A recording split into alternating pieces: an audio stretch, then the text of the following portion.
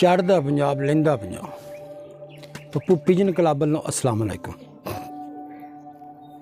Sir. गल है कि दो कबूतरों का तुहानूं शौक कराउने आ दोने नर ठीक है जिहड़े 2023 उड्डे हुए कबूतर अल्लाह खैर करे वो कबूतर जनाब हुण 2024 उड्डणगे।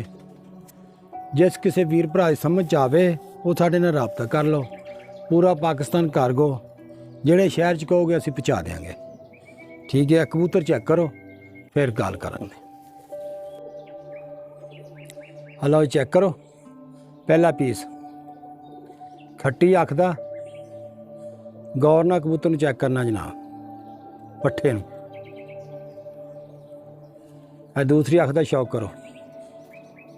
जिन्नी तसल्ली नाल असीं कबूतर तुहानूं शौक कराउने आ ना उन्नी तसल्ली नाल जनाब तुसीं भी शौक वेख्या करो कि वाकई असीं जिन्ना टाइम दिंदे तुहाडे भरावां वास्ते तुसीं भी इन्ना टाइम सानूं दिया करो। चेक करो गौर नाल पल्ले दा शौक करो जनाब। देखो माशाल्लाह बहुत अच्छा कबूतर है तो बड़ा प्रवाजी है। ऐ दूसरा शौक करो जी दूसरे पल्ले का चेक करो ठीक है।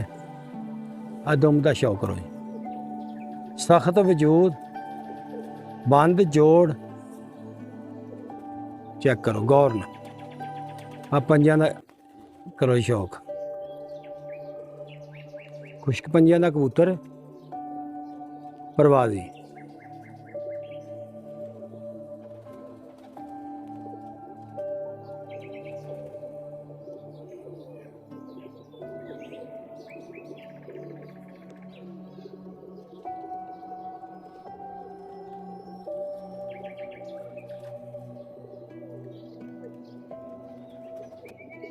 लो या दूसरा पीस है चेक करो जी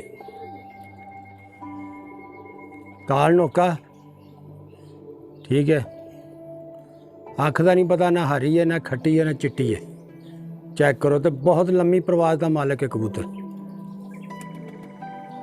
दूसरी अख का शौक करो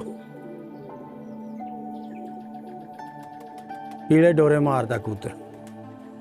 अब पर कुंदे का शौक करो जी जनाब चेक करो जी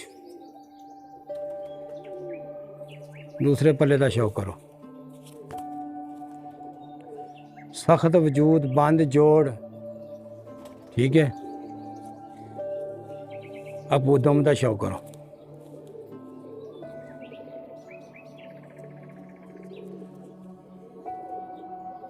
पंजे चेक करो जनाब बहुत अच्छे पंजियां का कबूतर है चेक करो।